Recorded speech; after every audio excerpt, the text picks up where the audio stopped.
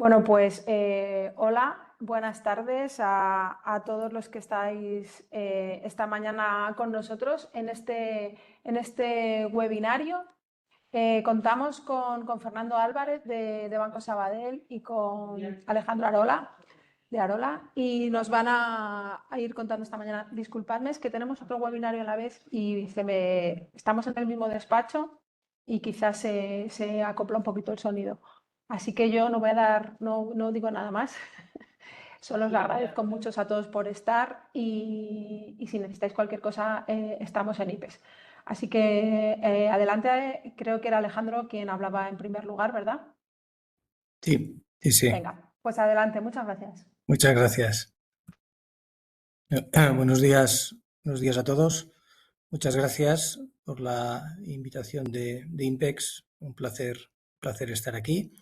Y bueno, pues hacer algunas pinceladas en relación al comercio exterior, a la importación y a la exportación. Y he incluido también en la presentación pues algo de mucha actualidad como es el tema arancelario de Estados Unidos y también, por si puede ser de interés, el tema de Rusia, exportaciones a Rusia. Bueno, vemos ahí un reglamento de sanciones, pero siguen haciéndose operaciones, las que están excluidas de ese reglamento de sanciones. Bien, yo soy Alejandro Arola, soy el presidente del Grupo Arola, una empresa familiar que ha superado los 80 años de vida dedicada al tema aduanero y al tema logístico. Y bueno, pues una de las actividades que desarrollamos habitualmente con Banco Sabadell, a quien también le agradezco la invitación, y con IPEX. En este caso, pues seminarios o webinars para transmitir cosas que son muy esenciales, que seguro que ustedes conocen, pero bueno, que siempre creemos que es interesante recordar y tenerlas presentes. Efectos aduaneros, hay tres áreas que son, podríamos decir, la clave esencial para controlar una operación aduanera. Sería la clasificación arancelaria, sería el origen de las mercancías y la valoración en aduanas. Aquí hay una normativa mundial que establece la OMA, en la cual están adheridos más de 180 países que representan el 99% del comercio mundial, y por tanto aquí hay unas reglas comunes a todos estos países, todos estos 182 países. Debemos acudir a esa normativa en el momento en que estamos haciendo nuestras operaciones de importación-exportación. En el caso de la Unión Europea, esta normativa está complementada con normativa que emite Bruselas, ¿no? Que aprueba Bruselas, y que como los reglamentos comunitarios. Estos son algunos ejemplos de clasificación arancelaria, y aquí la idea es, a veces tenemos confusiones, ¿no? Y las vemos, confusiones en las denominaciones de la clasificación arancelaria. Cuando en esta pantalla estamos hablando de que la OMA establece, ¿no?, entre otros temas, la clasificación arancelaria, lo que hace la OMA es establecer una codificación que es la codificación en verde a la izquierda de la pantalla, de 6 dígitos. Por tanto, cualquier intercambio de mercancías que tengamos con cualquier país que forme parte del convenio del sistema armonizado de la OMA deben ser coincidentes con nuestros 6 dígitos. Los dígitos en Estados Unidos, los 6 primeros deben ser coincidentes con los nuestros, y en Japón o en China o en Nueva Zelanda van a ser siempre, o deberían ser siempre, los mismos 6 primeros dígitos. Aquí he puesto algunos ejemplos para visualizar de qué manera se establecería una clasificación arancelaria, que hay cierta tendencia en general quizá a no darle el valor que tiene, la trascendencia que tiene y la importancia que tiene la clasificación, y hay como cierta costumbre de irnos a esas partidas residuales de las demás, ¿no? Y esto puede ser un error porque de la clasificación arancelaria deriva todo. Deriva los acuerdos de origen, como luego veremos, derivan los tipos arancelarios, derivan los tipos de IVA, deriva también el impuesto especial, es decir, todo lo que gira alrededor de una mercancía, el primer paso, la primera fase es la clasificación arancelaria. Por lo tanto, la trascendencia es mucha y a veces, ya digo, por la costumbre o por la inercia, no le damos la importancia que realmente tiene. La partida, la 45, esa partida primera, la 4503, estos serían tapones de corcho. Los tapones de corcho que se utilizan en el sector vitivinícola, ¿no? De corcho natural. Esto sería pues 4503 10 1000. Los 6 primeros dígitos decimos que son de la OMA. Los segundos dígitos, el 7 y el 8, que están en amarillo, son de la nomenclatura combinada de la Comisión Europea. Solo afectarían a la Unión Europea. Y el 9 y el 10 sería el código TARIC, el código más detallado, estadístico de esa operación. Por tanto, si hablamos con un cliente que tenemos en Reino Unido o un cliente que tenemos en Sudáfrica, conceptualmente no le podemos hablar del código TARIC porque ellos no lo tienen, no tienen esta codificación a partir del sexto número. Podemos hablar del sistema armonizado de los que están en color verde. Este ejemplo, 4503, serían manufacturas de corcho natural, los tapones de corcho natural, y si en lugar de ser de corcho natural fuese de corcho aglomerado, pues sería la 4504, ¿no? 450410. De ahí, por eso la importancia, ¿no?, de determinar bien la clasificación para evitar errores, evitar liquidaciones, evitar sanciones. La segunda sería 70, 10, 90. Estos serían botellas para el envasado. Si avanzamos, ¿no?, en la 70, 10, 90, 53, 00, estos serían botellas para el envasado de una capacidad superior a 0,33 litros, pero inferior a 1 litro. Bien. Cada tipo de botella, incluso cada tipo de vidrio, tiene una clasificación arancelaria y es importante hacerla correctamente, como digo. La 2204-21 correspondería a un vino originario de la Unión Europea. Si es la 2177-90, sería un vino originario de la Unión Europea con denominación de origen Valdepeñas, con un grado alcohólico adquirido entre el 13%, superior al 13%, pero inferior al 15%. Es decir, el arancel, la clasificación, acaba determinando muchas características, muchas de las identidades que tiene una mercancía, ¿no?, como estamos viendo aquí. Y finalmente he puesto dos ejemplos que yo creo que pueden dar un poco la orientación de la característica y de la complejidad que puede tener una clasificación arancelaria, ¿no? En la partida 200990 se clasifican los zumos de frutas. Por tanto, un zumo de manzana se clasificaría en la 200990 5990, ¿bien?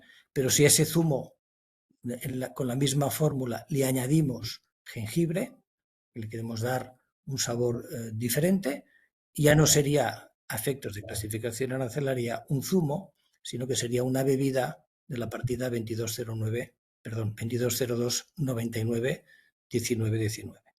Es decir, no siempre la clasificación arancelaria sigue los criterios comerciales o los criterios mercantiles o los criterios incluso técnicos que tienen las mercancías, ¿no? Un fabricante de zumos puede considerar que es exactamente lo mismo un zumo de manzana que un zumo de manzana con jengibre, pero a nivel arancelario la partida arancelaria es distinta, ¿no? Una es la partida de zumos y la otra es una partida de bebidas preparadas, ¿no? Totalmente distinto. Esta sería la primera recomendación, que se revisen bien las clasificaciones arancelarias. Estas clasificaciones anualmente se van ampliando, modificando, y que tengamos esa sensibilidad de la importancia que tiene la clasificación arancelaria de las mercancías.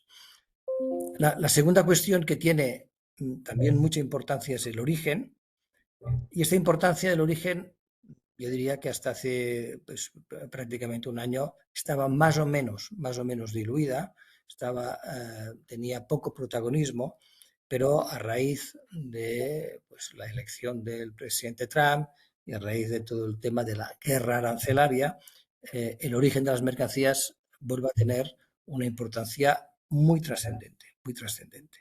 En el ejemplo que estamos viendo aquí,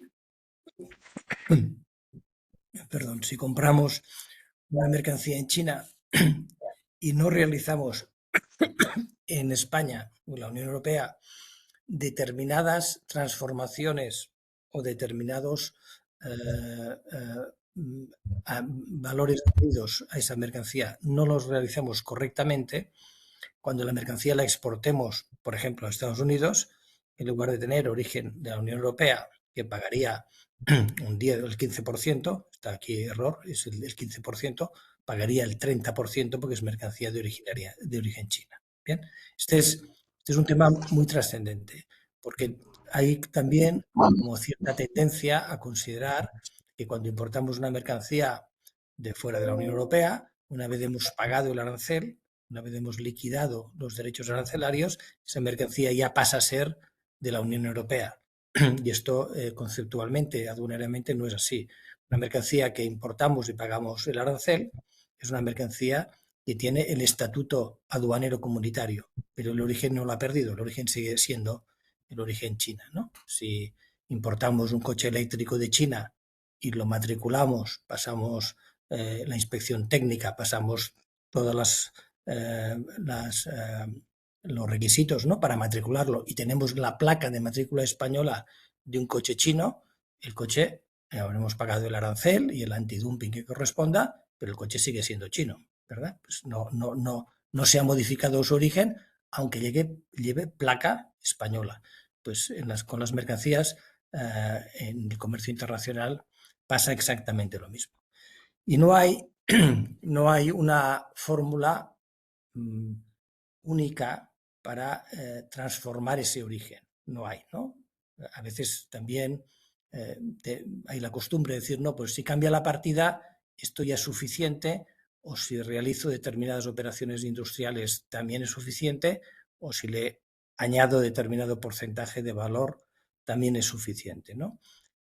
No lo hay. Es decir, puede ser una de estas tres, la combinación de dos de tres, la combinación de las tres en simultáneo, y esto, la única manera de hacerlo correctamente y de no tener errores y de evitar problemas en las comprobaciones de origen es acudir siempre a los acuerdos comerciales que tiene firmados la Unión Europea con los países de destino para comprobar en los anexos correspondientes qué tipo de transformación debe hacerse una mercancía para que adquiera el origen de la Unión Europea, origen preferencial a efectos arancelarios. Aquí he puesto un ejemplo de la exportación de vino a Corea del Sur. La Unión Europea y Corea tienen un acuerdo preferencial del año, si no recuerdo mal, 2012, en el cual establece en sus anexos, al igual como existe, ¿no?, con todos los demás acuerdos que tiene firmados la Unión Europea con cerca de 50 países, existen esos anexos, y esos anexos son los que marcan, los que determinan qué transformación, qué elaboración o qué valor añadido le tenemos que dar a determinada mercancía. Este es el caso del vino. Para exportar vino, lo que está a la izquierda con rectángulo rojo representa lo que estamos exportando. Hay que decir también, en honor a la verdad, que la normativa aduanera es una normativa muchas veces poco clara, poco intuitiva y que da pie a veces a interpretaciones erróneas, ¿eh? Porque esto yo creo que se podía haber hecho de muchas maneras, quizá más claras, ¿no? que lo que está aquí. Pero bueno, es la estructura que tienen todos los acuerdos y es con lo que tenemos que trabajar, ¿no? Lo que está en rectángulo rojo, como digo, es lo que estamos exportando, es decir, si exportamos un producto del capítulo 22 y la descripción que hace el acuerdo es bebidas, líquidos alcohólicos, vinagre, a excepción de determinados productos, en este caso, pues que no nos aplicaría, ¿no? De la 2207 o 2208, pero a efectos sería vino, estaría dentro del capítulo 22 y no hay una excepción. Determina la norma, lo que marca en amarillo es lo que debemos hacer para que ese vino que exportemos a Corea sea vino originario de la Unión Europea a efectos preferenciales del acuerdo, ¿no? Y nos dice que tenemos que cumplir dos requisitos. La fabricación a partir de materias de cualquier partida excepto la del producto, es decir, la materia que estamos utilizando, ¿no? La materia prima que estamos utilizando puede ser cualquier tipo de materia excepto el propio vino y tampoco podemos utilizar y la uva que debemos utilizar ha de ser enteramente obtenida. Es decir, la uva no puede ser uva de importación de un país tercero, tiene que ser uva de importación, sus derivados como el mosto, tienen que ser productos originarios de la Unión Europea. Por tanto, no podríamos importar una uva, pongamos, de Chile para hacer aquí un vino y ese vino exportarlo a Corea porque estaríamos incumpliendo uno de los dos requisitos que marca la columna 3. Fabricación a partir de cualquier materia, excepto de la partida, y que la uva o materias derivadas de la uva, como decimos, como el mosto, sean también productos originarios de la Unión Europea. Esto es un tema trascendente, por lo que estábamos comentando antes, porque luego hay acuerdos de colaboración aduanera entre todos los países. Por tanto, si exportamos un vino a Corea que no cumple con estas características, ¿no? Con estos requisitos, y posteriormente se hace una comprobación de ese certificado de origen, ¿no? De ese REX, o el EUR, el ATR, el que estemos utilizando en función del país de destino, y la aduana de destino lo envía a comprobar a la aduana española y esto no lo podemos justificar, a nuestro cliente le van a eliminar la preferencia arancelaria y además posiblemente lo vayan a sancionar. La tercera pata que veíamos era el valor en aduana de las mercancías. Aquí, muy brevemente, hacer una mención a que la importación en la Unión Europea, esto yo creo que es muy conocido, ¿no? Es el valor, se realiza la liquidación de los derechos sobre el valor de la mercancía más el flete y el seguro si lo hubiese. Y luego hay algo por ahí que habitualmente se escapa a las empresas, que son el pago de cánones o royalties, especialmente con productos de marca, que no se tienen en cuenta en el momento de hacer las importaciones y que en la mayoría de casos formarían parte de ese valor en aduana. Pues ahí pues también una recomendación de revisar si eso se está haciendo, lo estamos haciendo bien o necesita algún tipo de ajuste. En relación a Estados Unidos, que es yo creo que lo que nos ocupa en los últimos 9 meses, he puesto aquí algunos consejos, ¿no? para optimizar el pago de aranceles en Estados Unidos. En primer lugar, en Estados Unidos la valoración en aduana no se hace como en España, como en la Unión Europea, sobre este esquema, ¿no? Valor en aduana, valor de la mercancía más flete más seguro, sino que se hace sobre el valor FOB de la mercancía. Esto deriva porque cuando antes hemos dicho que la OMA establecía normas comunes para todos los estados que son miembros, en la parte de valoración en aduana lo que dice la OMA es que se establecerá la liquidación de las mercancías en base al precio pagado por pagar de esa mercancía y que se podrán añadir flete y seguro. Ese se podrán añadir significa que cada parte contratante puede escoger, por decirlo de una manera, qué fórmula quiere utilizar. Por tanto, podrán añadir flete y seguro, estaríamos en un CIF. No añaden flete y seguro, estaríamos en un FOB. Estados Unidos optó por no añadirlo y por tanto realiza la liquidación de la valoración de las mercancías a efectos de arancel sobre el valor FOB de la mercancía. Lo que luego hemos visto en la práctica desde enero, a partir de que existen esos aranceles gravosos, ¿no?, para las empresas españolas, es que podríamos ajustar aún más a la baja esos valores, ¿no? Podríamos ajustar más a la baja esos valores. Esto es un ejemplo muy habitual porque las ventas en Estados Unidos en condiciones de DP son muy habituales, un país tradicionalmente en el que el Incoterm DDP se utiliza de manera habitual. Esto sería un ejemplo de una factura de una venta de DDP de 181.050 euros. Aquí pagaríamos el 6% de arancel, pongamos que era el arancel habitual que pagaba la mercancía, y pagamos adicionalmente el 15% de arancel. Bien, pagamos 27.157 euros, por tanto, un arancel total de 38.020. Lo que estamos planteando, y lo hemos puesto en práctica en Estados Unidos y la aduana americana lo está aceptando, es pasar a una valoración de la aduana sobre el valor ex-works de la mercancía. Es decir, aunque vendamos DDP, en la factura, sería la columna de la derecha, podemos minorar ese importe, primero con el transporte interior en España, tanto si tenemos una mercancía en Toledo y esa mercancía la embarcamos por Algeciras, pues ha habido un transporte interior, el ejemplo pues son 1.000 euros. El transporte interior en Estados Unidos llega a Houston y se entrega en Minnesota, ese transporte interior también, el seguro de la mercancía y el transporte internacional, el flete de Algeciras a Houston. Y vamos a deducir el arancel, ¿no? Los aranceles que vamos a pagar los deducimos porque sobre el precio de venta de DDP están incluidos los aranceles, ¿no? Por tanto, en este ejemplo, lo que estamos haciendo es reducir el arancel a 31.500 euros, ¿no? O sea, estamos ahorrándonos más de 6.500 euros. Aquí hay dos requisitos que son imprescindibles. Primero, que los gastos estén desglosados en factura, es decir, no puede estar fuera de la factura, en un documento aparte, en un certificado diciendo que los transportes interiores, los transportes internacionales son tanto, no, ha de estar siguiendo este esquema.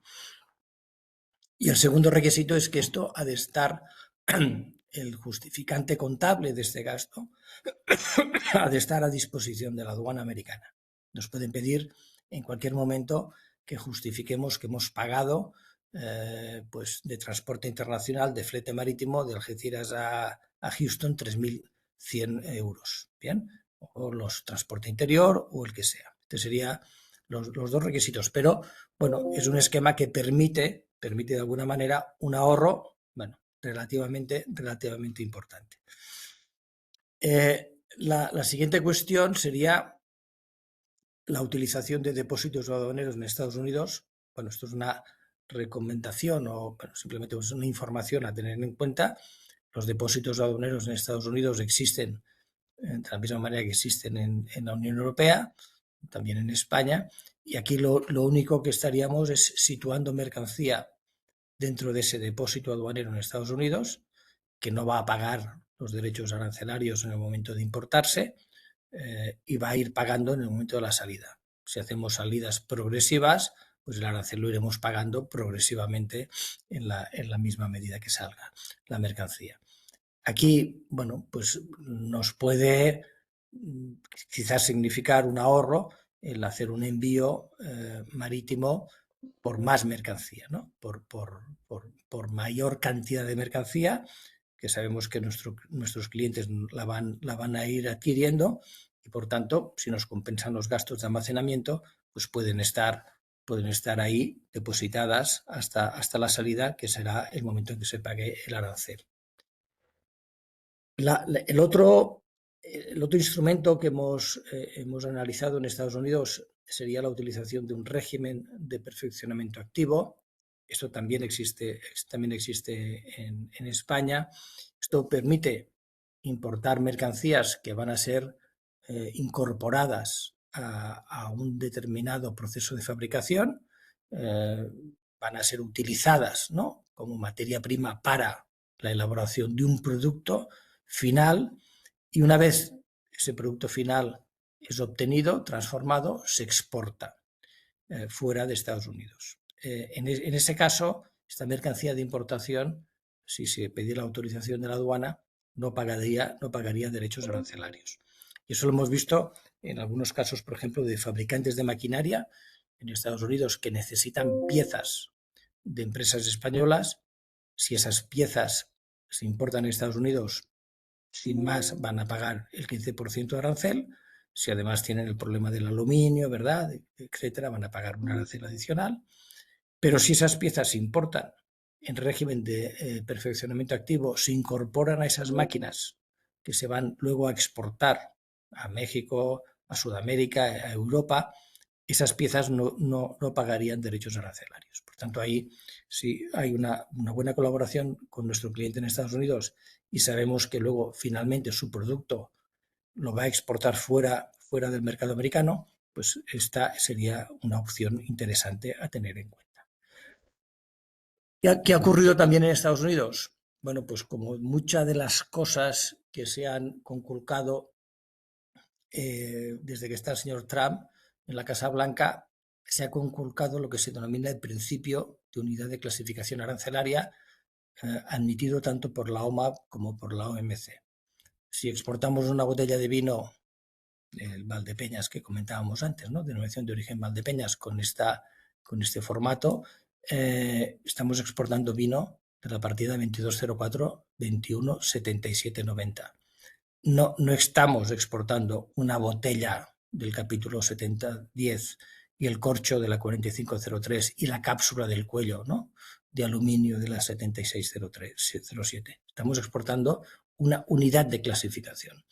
Lo que ha hecho el señor Trump en Estados Unidos ha sido modificar con la sección 232 esta norma de unidad de clasificación, y lo que ha hecho es, pues bueno, cuando llegue un producto que tenga, ¿no?, mercancías incorporadas que establece la sección 232, el aluminio, hierro, etcétera, hay que separarlo de esta unidad de clasificación, valorarlo, identificar el origen que tiene y liquidar un arancel adicional del 50% solo para esa parte, ¿no?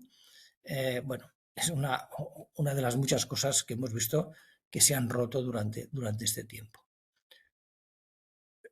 Y finalmente, antes de hacer una breve mención a los acuerdos comerciales, que creo que también es de interés y hay alguna novedad, las exportaciones a Rusia. Exportaciones a Rusia, como comentaba antes, se siguen haciendo porque hay mercancías que no están sancionadas. Hay un reglamento inicial de 2014 que aprobó la Unión Europea, el reglamento de sanciones a Rusia por la invasión que hubo de Crimea y Sebastopol, y este mismo reglamento se fue ampliando a partir de febrero de 22 con la invasión que hubo por parte de Rusia a Ucrania, ¿no? Desde entonces ha habido 19 ampliaciones, a la medida que esto va avanzando y en la medida en que Rusia mantiene, ¿no?, su actitud beligerante, la Unión Europea va ampliando estas medidas, estas sanciones, y las medidas, bueno, al final tienen el efecto que tienen, ¿no? Lo que hemos visto y que creemos que es especialmente delicado y es una ilegalidad es vender mercancías a terceros países que sabemos que van a acabar las mercancías en Rusia, ¿no? Eso no se puede hacer, ¿no? Los reglamentos establecen muy claramente la mención que consta aquí, ¿no?, que queda prohibido vender directa o indirectamente productos a Rusia, los que están sancionados, ¿no? Ahí hay variables las que queramos, ¿no? Mercancía a Turquía, mercancía a Tayikistán, a Kazajistán, es decir, si sabemos que esas mercancías, ¿no? Tenemos constancia de que esas mercancías van a esos países, estaríamos incumpliendo esta declaración responsable que nos va a pedir la aduana en el momento de hacer la declaración de exportación y lo que tiene además más relevancia, y es un tema muy serio, es lo que pone en la parte de la derecha en el último párrafo, ¿no? El abajo firmante declara asimismo que es conocedor dato incumplimiento de la información contenida en la presente declaración podría suponer la comisión de un ilícito de contrabando, ¿no? Efectivamente, estaríamos dentro de lo que sería un acto, una infracción administrativa de contrabando o un delito de contrabando. Por lo tanto, máxima prudencia con las operaciones de Rusia, que se pueden hacer, ya digo, las que están autorizadas, pero lo que no se puede hacer es triangular, buscar otras alternativas, ¿no? Porque estaríamos cometiendo una ilegalidad. Y ya para terminar, acuerdos comerciales que tiene la Unión Europea pendientes de ratificación. Hay un acuerdo comercial con México del año 2000. En 2017, justo con la primera etapa de Trump en la Casa Blanca, periodo 17-21, pues en 2017 México y la Unión Europea establecieron negociaciones para modernizar este acuerdo. El acuerdo está ya cerrado, está pendiente de ratificación y la previsión es que antes de final de año esté publicado y acaben de eliminarse algunos aranceles o algunas trabas que quedaban de ese acuerdo inicial del año 2000. El segundo grupo de acuerdos comerciales que está pendiente de ratificación es el Mercosur, una situación similar a la de México. Aquí el Mercosur, este acuerdo es nuevo, no hay el antecedente mexicano. Este es un acuerdo que ha estado negociándose casi 20 años, que ahora está en un proceso de ratificación final que ha durado prácticamente 4 años, porque esto terminó en 2019, y que parece también que todas las trabas que había políticas se han ido superando y parece también que esto pueda estar ya en vigor antes de finalizar el año, ¿no? Mercosur es un mercado muy interesante, claro, no es un mercado alternativo a Estados Unidos, un mercado complementario a Estados Unidos, pero bueno, está ahí y yo creo que las empresas españolas pueden tener muchas oportunidades de negocio con Mercosur. Acuerdos comerciales con negociación cerrada. Hace una semana, el día 23, se cerró una negociación con Indonesia. Ahora se abrirá el periodo de ratificación, que normalmente es largo, pero bueno, está ya firmado el acuerdo.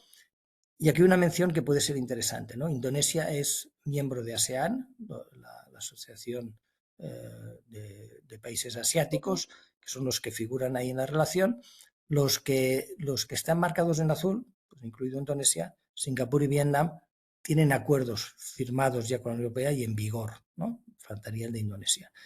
Esto quizá es también para tenerlo ahí un poco en el radar, porque son los países de ASEAN pueden ser grandes consumidores, ¿no? Podemos tener ahí puertas de entrada muy interesantes a través de los países que ya han firmado con la Unión Europea. Y luego quedan los acuerdos en negociación, pues Australia, India, Filipinas, Singapur y Tailandia.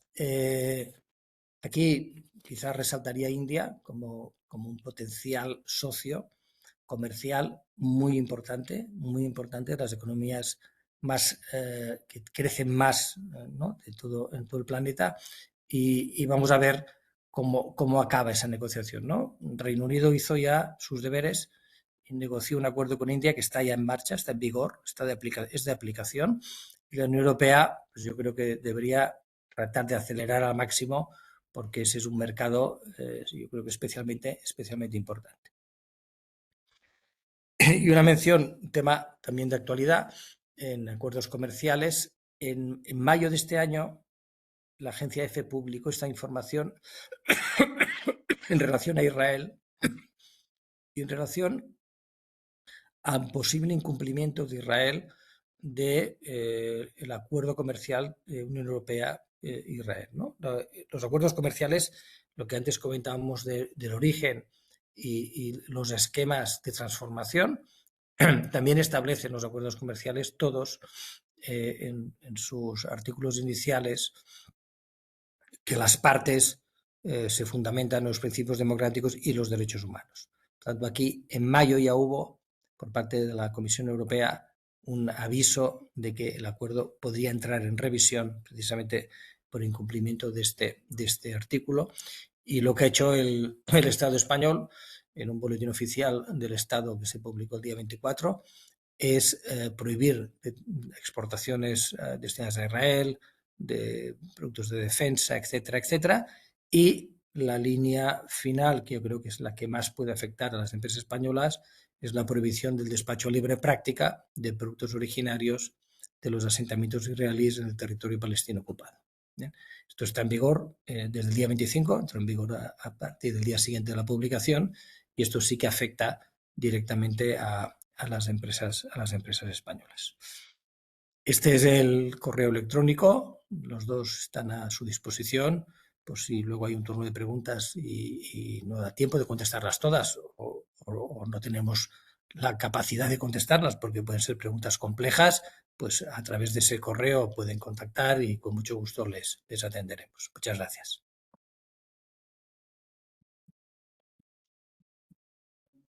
Muchas gracias, Alejandro. Un placer. Voy a compartir mi pantalla. Fernando, es tu turno. Tenemos un ratito todavía.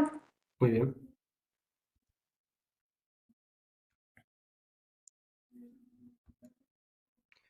Se ve la pantalla, ¿no? Sí, la vemos. Muy bien, pues perfecto. Bueno, muy buenos días. Lo primero, muchas gracias, Alejandro, por tu exposición, bastante clarificadora. Y también agradecer al IPEX la organización de esta jornada y de todas estas jornadas de formación, que yo creo que, a raíz de lo que ha comentado Alejandro, de circunstancias de cambio, sobre todo a nivel aduanero y logístico, es importante que las empresas contéis con información fiable para la mejor toma de vuestras decisiones. Así que agradezco al IPEX estar a la vanguardia en Castilla-La Mancha en ese aspecto. Así que, bueno, mi enhorabuena. Yo soy Fernando Álvarez, soy el director de Negocio Internacional del Banco Sabadell en Castilla-La Mancha. Y la verdad que es un reto ser el director internacional en esta región, que está creciendo en exportación. Año tras año los datos en Castilla-La Mancha de exportación reflejan el incremento de la presencia de Castilla-La Mancha en el exterior. Por ejemplo, el último dato de exportación hablan de unos 11.000 millones de euros de volumen neto de exportaciones, por lo que Castilla-La Mancha está aumentando su presencia, ¿no?, en este sector a nivel español. De la exposición de Alejandro, lo que yo extraigo es que una empresa, cuando sale al exterior, se encuentra con una serie de riesgos, ¿no?, que son intrínsecos al negocio internacional y que es muy importante que controlen y que conozcan. Entonces, yo creo que Alejandro ha profundizado en el conocimiento de estos factores, de estos riesgos del negocio internacional, sobre todo desde el punto de vista aduanero y arancelario.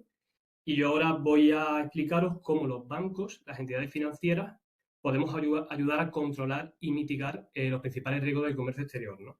Muchas veces cuando hablamos de comercio exterior podemos olvidar el papel que los bancos tenemos en el sector, ¿no?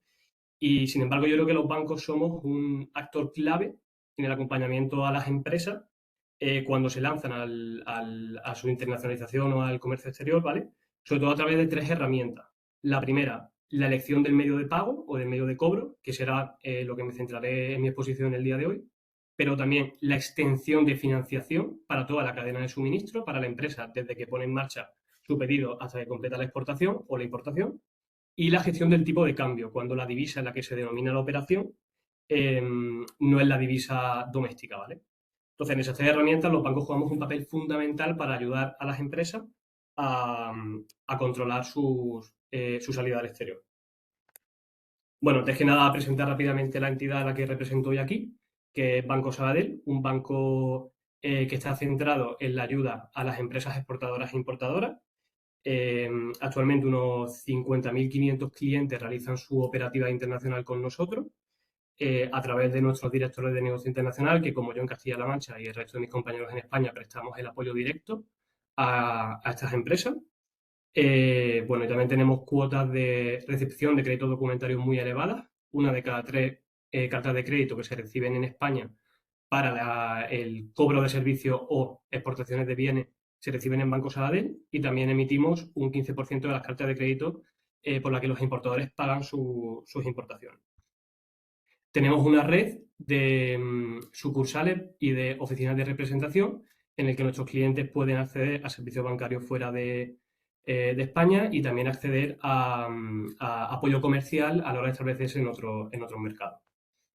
Bueno, ya entrando en materia, cuando hablamos de comercio exterior, lo más importante para empezar a analizar cómo podemos exportar o importar o establecernos en otros países es saber en qué se diferencia el comercio exterior del comercio doméstico. Y se diferencia sobre todo porque hay unos riesgos que son intrínsecos al comercio internacional y que no están presentes en el comercio nacional. Y es muy importante identificar estos riesgos en nuestras operativas para luego establecer qué medio de pago, de cobro, vamos a negociar con nuestro cliente o proveedor, qué instrumento de financiación vamos a precisar y cómo vamos a gestionar el riesgo de tipo de cambio, ¿vale? Que son las 3 herramientas en las que, como he dicho, los bancos podemos ayudaros. Los principales riesgos de carácter comercial: el riesgo de cancelación, que es un riesgo soportado por el vendedor, en el que una vez iniciada la preparación de la mercancía para su exportación, el importador cancela unilateralmente el contrato.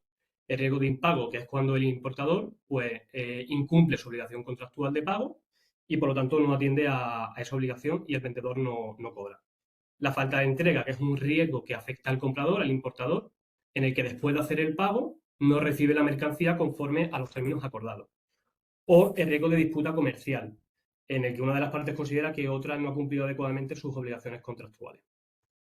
Tenemos el riesgo país, que es el riesgo definitorio del comercio internacional, en el que distinguimos un riesgo soberano y un riesgo de transferencia. El riesgo soberano es el riesgo de impago no por deseo o incapacidad del comprador o del vendedor, sino del país donde este es residente. Por ejemplo, Argentina, Venezuela, Sri Lanka son países que tienen un riesgo país alto. Entonces, aunque el comprador o el vendedor tenga capacidad económica suficiente para establecer relaciones comerciales satisfactoriamente, el propio país en el que opera puede presentar un riesgo, ¿vale? Y el riesgo de transferencia es cuando el país manifiestamente tiene una situación de insolvencia por la cual no puede atender a los pagos. Más allá de los riesgos extraordinarios y catastróficos que, bueno, también se comparten en el comercio nacional. El riesgo de cambio: cuando operamos con una divisa que no es la nuestra, estamos expuestos a su fluctuación, pero ojo, no solo cuando la operación está denominada en otra divisa. Aunque nosotros compremos o vendamos en euros, puede que nuestra divisa se aprecie y entonces nuestro producto se va a ver menos competitivo en el exterior. Por lo tanto, el riesgo de tipo de cambio es muy importante tenerlo en cuenta y tener herramientas de cobertura suficientes. Los bancos en eso proporcionamos una ayuda importante para que nuestro producto no pierda competitividad. El riesgo de fraude, ¿vale? Derivado de la mayor dificultad en obtener información sobre la otra parte. Aunque existen servicios de consultoras y compañías de seguros que emiten informes y opiniones de crédito para conocer mejor a los clientes, pero la mera distancia física y cultural puede llevar a que no nos entendamos bien con ese cliente o ese proveedor y por tanto exista un riesgo de fraude. Tenemos un riesgo legal evidente que surge de las diferentes jurisdicciones y leyes aplicables en diferentes países. Un riesgo documentario, porque tenemos documentos de transporte más complejos, como puede ser el BL o el documento de transporte aéreo. Existen documentos que no manejamos habitualmente en el tránsito doméstico, como por ejemplo certificados de origen o aduaneros, como ha comentado Alejandro. Y tenemos el riesgo de no disponer de la documentación necesaria o correcta para pasar estos trámites. Por lo tanto, el riesgo documentario también hay que tenerlo en cuenta. Y por supuesto, un riesgo de transporte. Los tránsitos son más largos, hay posibilidad de realizar transbordos, por lo tanto, hay riesgo de daño sobre la mercancía. Para minimizar todos estos riesgos, en el contrato de compra-venta hay que tener definidos 3 aspectos. El primero, el medio de pago. Ahora pasaré a eso y explicaré todos los medios de pago disponibles en el comercio internacional, pero hay que definirlo en el contrato de compra-venta. El segundo, la legislación aplicable. Es muy importante, sobre todo para compras o ventas fuera de la Unión Europea, definir qué legislación vamos a aplicar en ese contrato, porque en caso de una disputa, primero se acudiría a la mediación, luego arbitraje en la Cámara de Comercio, pero si estas 2 soluciones de conciliación no llegan a buen puerto, hay que aplicar una jurisdicción. Y eso tiene que venir recogido en el contrato comercial, si no puede haber pues, desagradables sorpresas. Y finalmente el Incoterm. Es muy importante incluir el Incoterm. ¿Por qué? Porque el Incoterm, bueno, forma parte de un sistema de reglas recopilado y recomendado por la Cámara de Comercio para delimitar la responsabilidad de cada una de las partes, vendedor y comprador, en la entrega y en los costes de una compraventa internacional. Al fin y al cabo, el Incoterm lo que hace es estandarizar todos estos puntos, de tal manera que suscribiendo el contrato ya sabemos cada una de las partes qué responsabilidades tiene en la entrega, cuándo y quién soporta el riesgo del transporte, quién paga cada gasto y quién se responsabiliza de los trámites aduaneros. Bueno, estos son los Incoterm, los últimos Incoterm, según la publicación de la Cámara de Comercio Internacional del año 2020. No voy a entrar a desglosar cada uno de ellos por tiempo, pero bueno, también como Alejandro me remito y luego daré mi dato de contacto por si queréis mayor información al respecto. Pero sí que es muy importante para una empresa, tanto exportadora como importadora, conocer en profundidad estos Incoterm y adaptarlos a la modalidad de su exportación o de su importación. Bueno, estos son los costes en los Incoterm. Y bueno, una vez que ya conocemos los riesgos a los que estamos expuestos, según nuestra mercancía, según el país al que vamos a comprar o al que vamos a vender, una vez que hemos elegido el Incoterm y que hemos pactado la legislación que se va a aplicar, ahora tenemos que elegir el medio de pago. Es decir, cómo nosotros vamos a cobrar si somos los exportadores o cómo vamos a pagar si somos los importadores. Y aquí es donde jugamos un papel muy importante los bancos, tanto en el asesoramiento del mejor medio de pago de cobro que podéis elegir, como en la gestión y en su ejecución, porque como vamos a ver ahora, en el comercio internacional los medios de cobro y de pago son complejos, son más complejos que en el comercio nacional. Por lo tanto, es importante que un banco experto acompañe a la empresa para minimizar el tiempo de cobro y de pago y gestionar correctamente estos medios. Entonces, ¿qué tenemos que preguntarnos a la hora de definir cómo vamos a cobrar o cómo vamos a pagar a nuestro proveedor? Lo primero, la fortaleza que nosotros tengamos en la compraventa. Puede que sea el vendedor el que tenga la posición dominante en la compraventa porque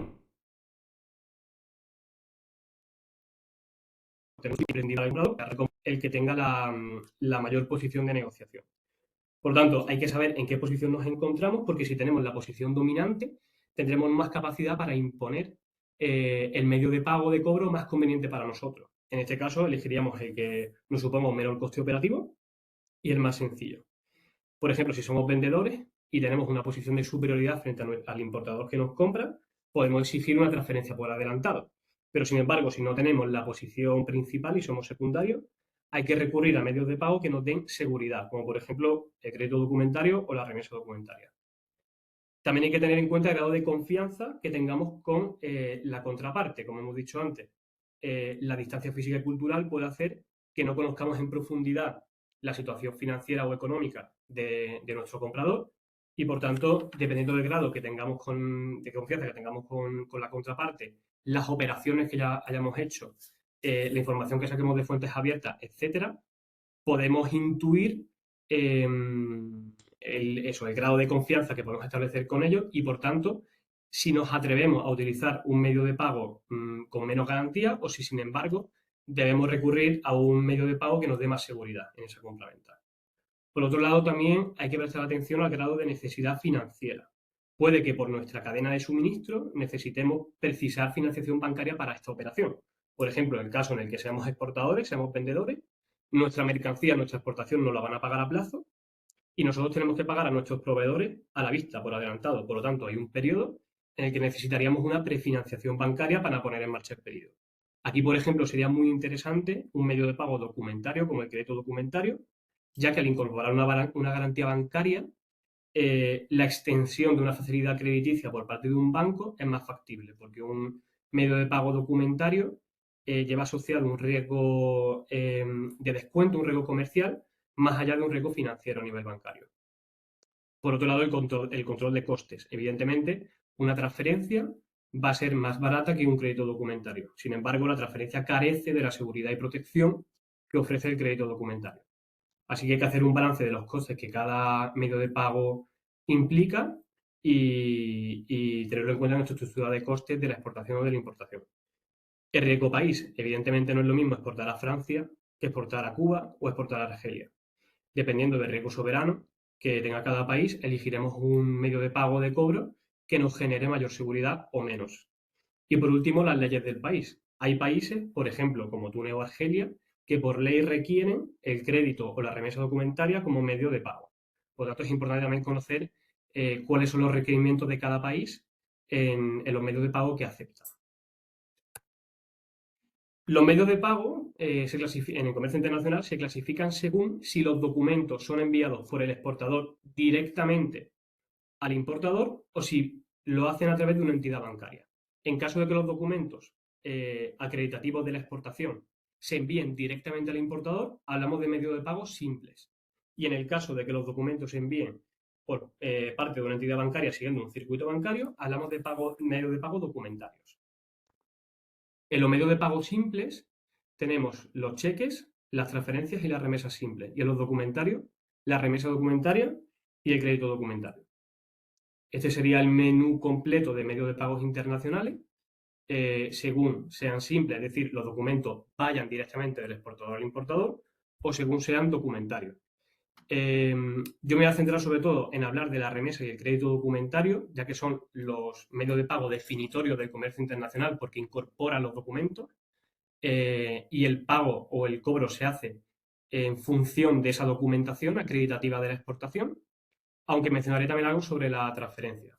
Igualmente, si queréis alguna información adicional sobre otros tipos de pago, como pueden ser los cheques, pagarés que están en desuso, pero bueno, se siguen utilizando, me podéis preguntar al final con los datos de contacto que os dejaré. Empezando por los medios de pago simples, la transferencia. Es el producto más utilizado por ser el más barato. Requiere seguridad en la transacción y confianza entre las partes, porque no tiene ninguna garantía asociada. Es decir, la transferencia no elimina el riesgo comercial, evidentemente. Como importador podemos pagar por adelantado una mercancía y que luego esa mercancía se reciba defectuosa o en cantidades que no han sido las acordadas y estamos expuestos, por lo tanto, a un riesgo de entrega, ¿vale? ¿Qué se puede hacer en estos casos? Bien, o cambiar el medio de pago transferencia a un medio de pago con más seguridad, como puede ser el crédito documentario, o acompañar la transferencia de un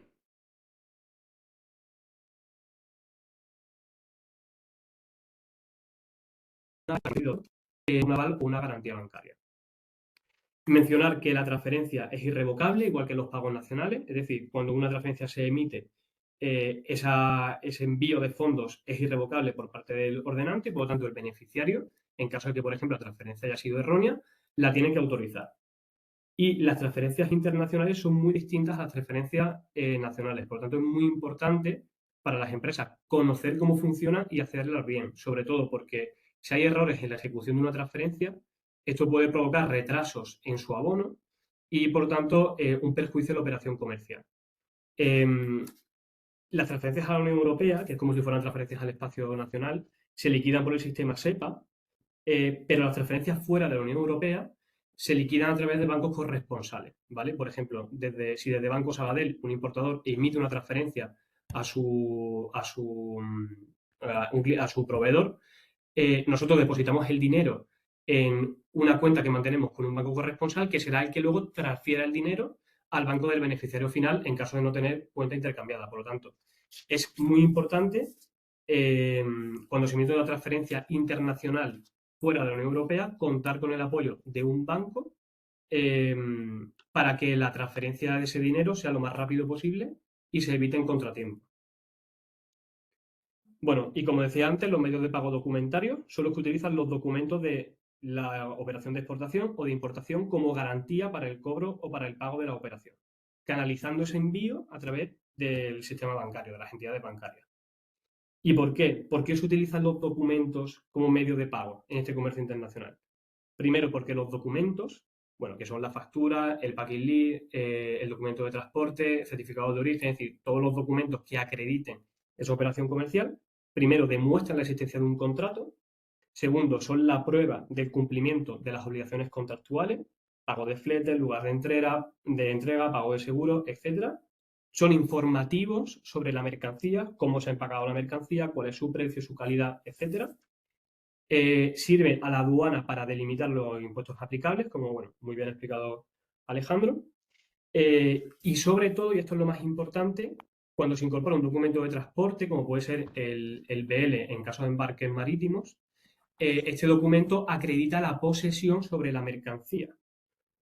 Por eso es muy importante cuando los medios de pago documentarios enviamos los documentos de transporte a través de los bancos, la retirada del BL y por tanto la posesión de la mercancía y el derecho a despachar la mercancía estará condicionada al pago o al compromiso de pago por parte del importador. Y aquí es donde radica la importancia de los medios de pago documentarios, que son básicamente dos: la remesa o cobranza, depende del país, en Latinoamérica se suele llamar cobranza documentaria, y el crédito documentario.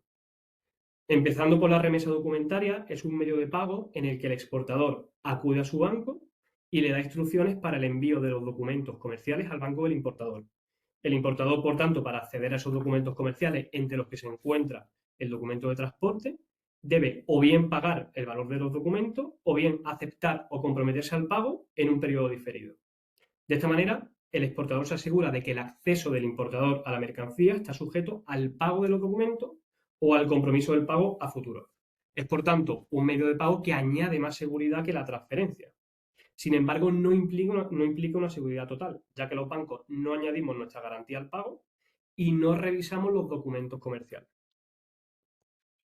El esquema sería, por tanto, así: el exportador expide la mercancía y entrega los documentos a su banco, que posteriormente enviará al banco del importador, que avisará al banco del importador, al importador, y el importador se comprometerá al pago o pagará en caso de que sea a la vista para luego remitir los fondos al exportador. La remesa, bueno, puede ser simple en caso de que no vayan acompañados de documentos comerciales, pero la modalidad más común es la documentaria, en el que el pago o el compromiso se hace contra los documentos comerciales de la operación y están sujetas por una publicación, una norma de la Cámara de Comercio Internacional que estandariza el uso de la remesa. Por lo tanto, da mucha más seguridad el hecho de estar regulada por la Cámara de Comercio Internacional. La remesa es importante, no garantiza el cobro. No garantizamos el cobro.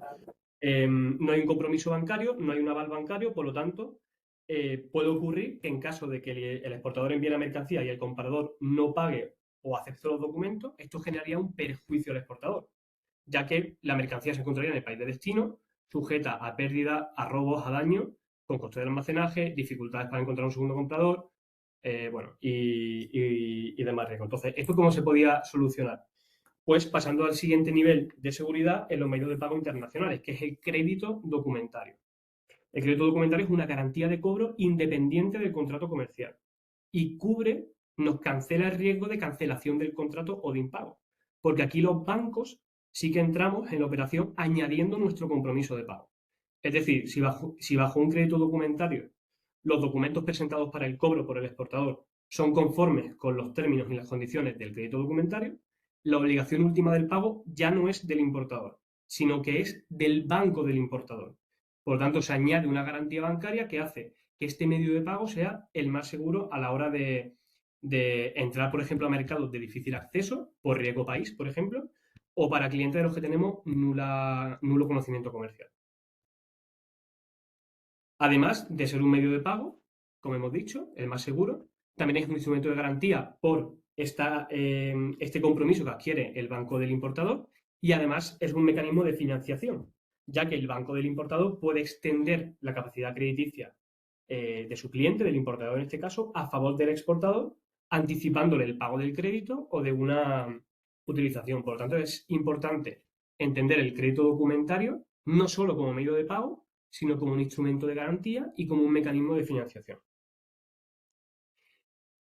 que equilibra los intereses de vendedor y comprador. Es decir, el vendedor sabe que si presenta los documentos comerciales conforme a los términos del crédito documentario, que deben ser una transposición de los términos del contrato comercial, va a cobrar, porque la promesa de ese pago recae en el banco del importador. Y el importador sabe que solo tiene la obligación de pagar si los documentos evidencian que la exportación que se ha hecho es la acordada en el crédito documentario. Por lo tanto, equilibra los intereses de ambas partes. teniendo ventajas para ambos, por supuesto. Para el vendedor, el hecho de recibir un crédito documentario implica que ese comprador, ese importador que lo emite, es solvente, según una entidad financiera que emite el crédito documentario. La obligación de pago recae en el banco, aporta protección jurídica porque también está regulado por normas de la Cámara de Comercio Internacional. No es posible retener el pago y los cobros son más rápidos. Así como para el comprador que confirma su solvencia, puede acreditar las condiciones de entrega deseada, facilita su financiación, también le aporta protección jurídica, garantiza que los documentos van a ser examinados por expertos para comprobar que efectivamente reflejen los términos de esa operación comercial que se ha suscrito con su proveedor. Y solo hay obligación de pagar si se respetan los términos del crédito documental. Todos los créditos son irrevocables, como las transferencias, es decir, una vez que se emite el crédito documentario, la promesa de pago es irrevocable. Es decir, ante una presentación de documentos conformes, desde que se emite el crédito, el banco está obligado a pagar.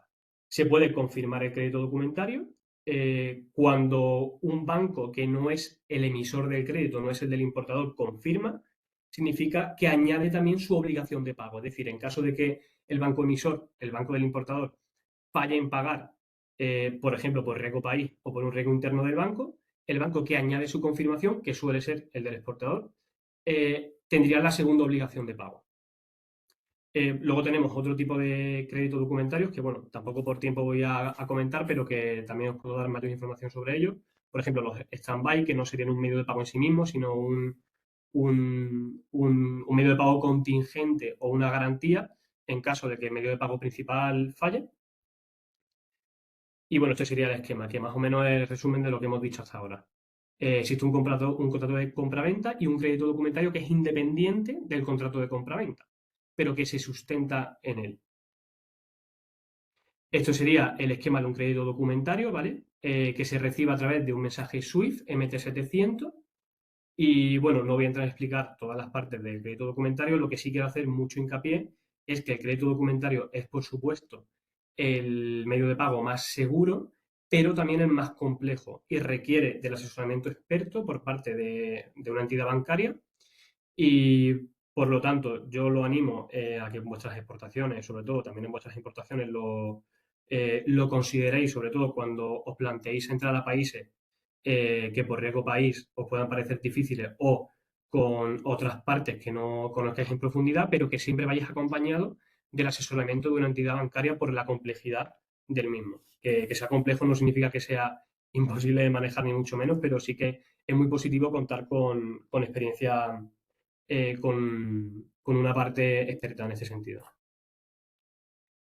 Y resumiendo, como hemos visto, el comercio internacional implica unas diferencias y unos riesgos que son intrínsecos al comercio internacional y que lo diferencian del nacional.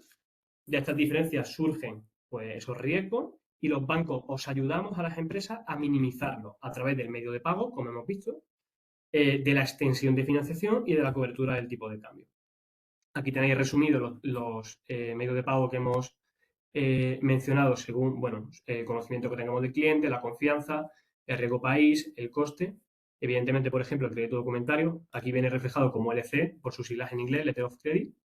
Se recomienda, pues como tengamos escaso conocimiento del cliente, escasa confianza, haya riesgo país alto y evidentemente hecho un pico con mayor coste, pero una mayor seguridad, por supuesto.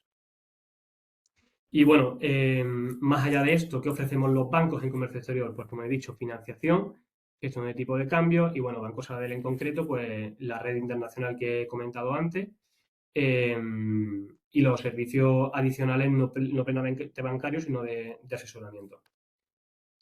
Bueno, esta es nuestra web, por si queréis echarle un vistazo, está todo lo que he explicado en diferentes formatos, en vídeo, en PDF.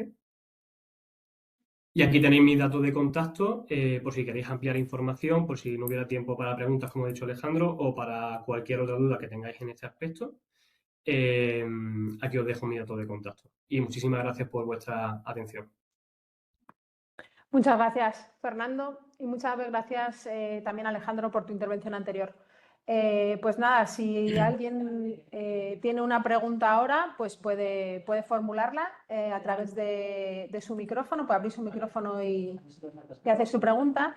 Y si no surge, como suele pasar, no os preocupéis, pues podéis formularles a través del correo electrónico que os ha dado Fernando, o yo os enviaré la presentación cuando me la envíen.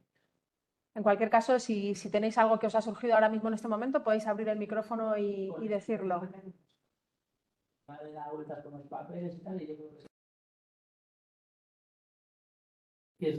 Y silencio absoluto. Pero no os preocupéis que esto suele ser así. La gente toma la información, la digiere y luego les surgen las preguntas. Pues nada, yo voy un poco justa de tiempo, así que si no surge ya ninguna pregunta, os mando la documentación, os mandaré también la grabación de esto por si queréis volverlo a ver, por si algo no os ha quedado claro, y os pasaré también los contactos tanto de Fernando como de Alejandro para que podáis tener un contacto, que un contacto en comercio internacional es un tesoro. Así que yo no tendría nada más que decir. No sé si alguien quiere decir algo más.